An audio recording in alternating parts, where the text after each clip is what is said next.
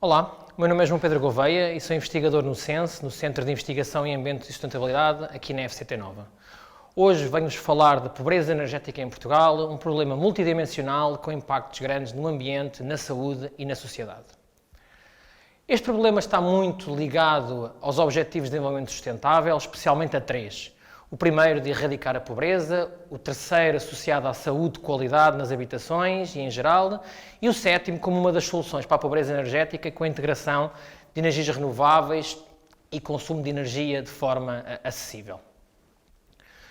Estima-se que na Europa 50 a 125 milhões de europeus se encontrem em situação de pobreza energética, por múltiplos fatores. Ou não conseguem aquecer ou arrefecer as suas casas, com atraso no pagamento de contas de energia, gastos muito elevados com a energia face ao seu rendimento e vivendo em habitações com problemas de umidade e bolor. Este é um problema realmente importante e em crescimento nos Estados-membros, que é agravado nesta fase do confinamento resultante do Covid-19, sendo, portanto, urgente abordar o problema e proceder à sua resolução. O que é que significa efetivamente pobreza energética? É a incapacidade das famílias para satisfazer as necessidades energéticas básicas, com particular foco na incapacidade de aquecer e arrefecer as habitações. Isto deriva de problemas de eficiência energética dos edifícios e dos equipamentos, combinado com os baixos rendimentos da população e preços de energia geralmente elevados.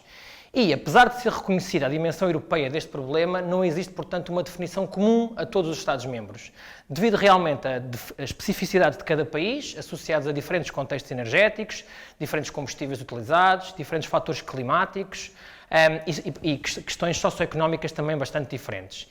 E, portanto, este é um problema multidimensional, porque deriva de questões de problemas das habitações e dos equipamentos, portanto edifícios com baixo desempenho energético, com falta de isolamento térmico, com baixos consumos e taxas de posse de equipamentos de climatização. Depois está ligado muito à saúde pública, porque a falta de conforto térmico, presença de umidade e bolor nas habitações tem consequências diretas na saúde das pessoas, em especial em pessoas mais vulneráveis, como idosos e crianças. Depois também está ligado aos preços de energia, como eu disse. Em Portugal são dos mais elevados da Europa, afetando a forma como as pessoas consomem energia e até como não consomem energia. Depois, os fatores climáticos e a sua localização, porque o problema do conforto térmico e pobreza energética têm vindo a ser identificados em países muito diversos da Europa. A região da Península Ibérica, onde está Portugal, irá sofrer de aumentos previsíveis da frequência de ondas de calor e vagas de frio e de outros eventos extremos, o que vai agravar ainda mais a situação. Por outro lado, temos os rendimentos. Os baixos rendimentos da população são um fator importante e o que nós fizemos aqui na faculdade e o trabalho que temos feito é muito na perspectiva de dar o conhecimento e sensibilizar a população para esta temática, também trazendo os responsáveis locais, como municípios, juntas de freguesia ou o governo local, a tentar tomar ações para mitigar este problema. Em Portugal, e com as estatísticas europeias que existem, Portugal é apresentado como o segundo país da União Europeia com mais pessoas que estão desconfortáveis em casa no verão. Cerca de 36% da população reporta essas dificuldades. Era o quarto país, em 2019, com incapacidade de manter a habitação adequadamente quente no inverno, com cerca de 19% da população afetada.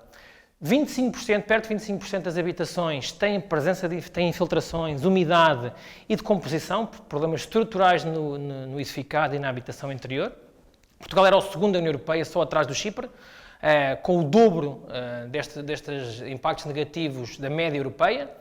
Como eu disse, os preços de eletricidade em Portugal e do gás estão acima da média da União Europeia e é reportado nas estatísticas oficiais que cerca de 70% dos edifícios e das habitações são ineficientes. Portanto, é uma classe C ou inferior. Desta forma, o que se vê é que os países do sul da Europa, como Portugal, Itália e Grécia, apesar de terem invernos mais moderados comparativamente a países do centro e norte da Europa, têm frequentemente nas estatísticas taxas de excesso de mortalidade no inverno consideravelmente superiores. Portanto, a países nórdicos como a Finlândia ou a Suécia. E o que nos mostra as estatísticas existentes e os indicadores que são usados para avaliar a pobreza energética mostram que Portugal, combinando os vários fatores, é realmente no top 3, está no top 3 dos países mais vulneráveis da União Europeia.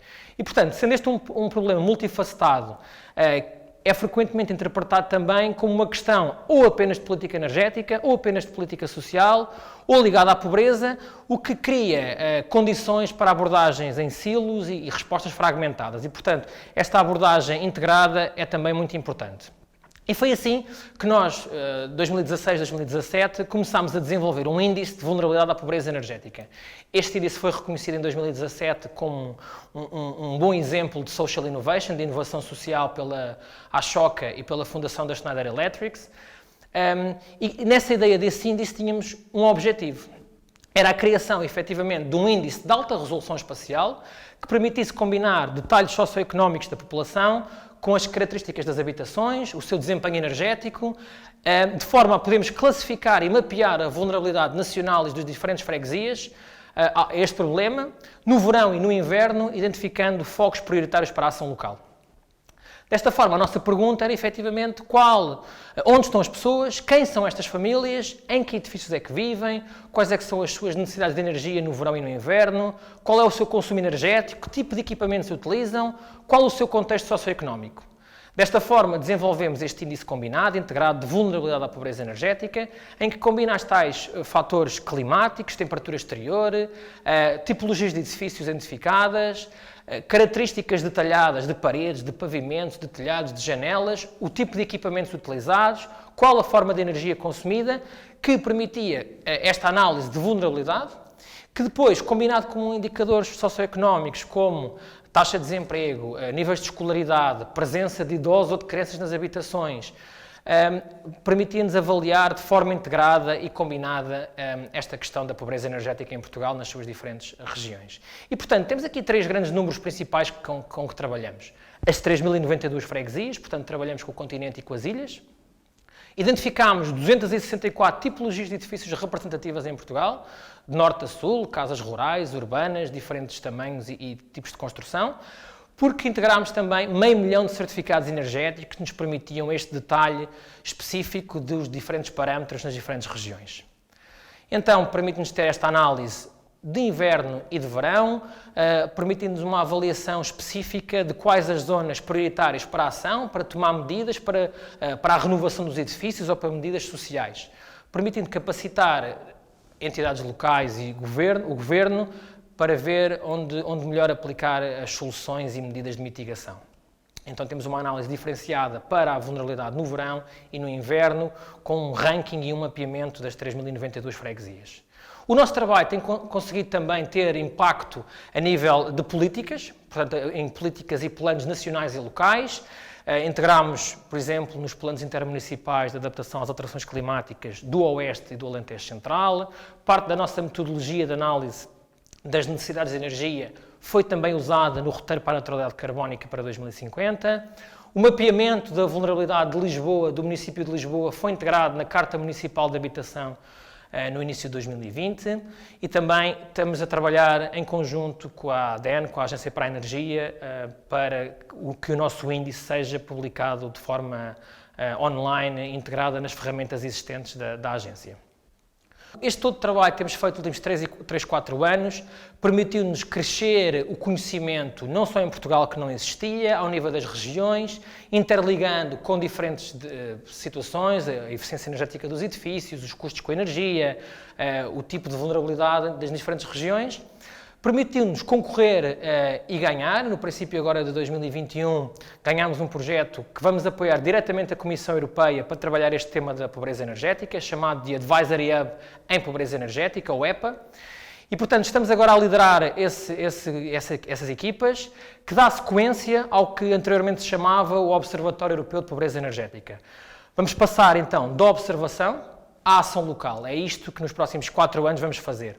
E o EPA fornecerá assistência técnica às autoridades locais e regionais, apoiando o desenvolvimento das suas políticas e implementação de ações, promovendo uma transição energética justa nos seus territórios e aliviando a pobreza energética.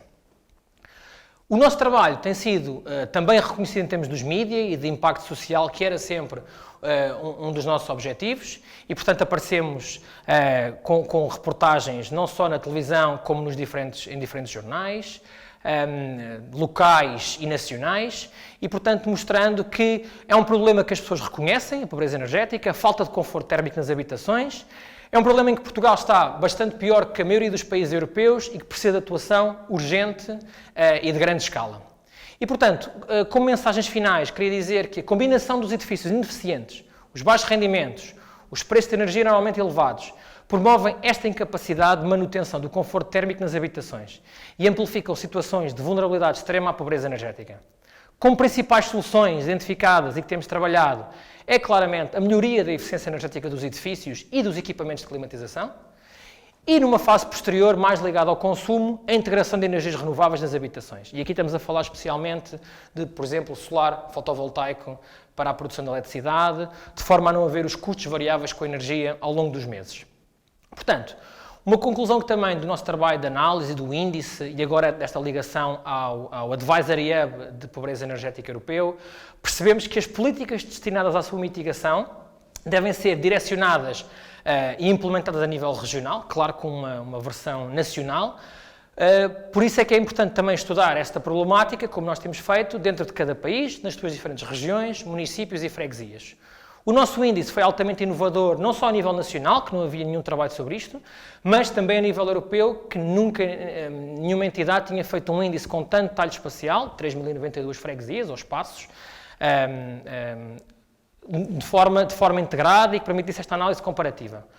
Deixa também aqui a nota que as alterações climáticas serão responsáveis pelo aumento das ondas de calor, de eventos extremos e, consequentemente, podem aumentar e ter impactos significativos na saúde pública, o que irá certamente amplificar a severidade deste problema e a vulnerabilidade da população portuguesa ao mesmo. Obrigado.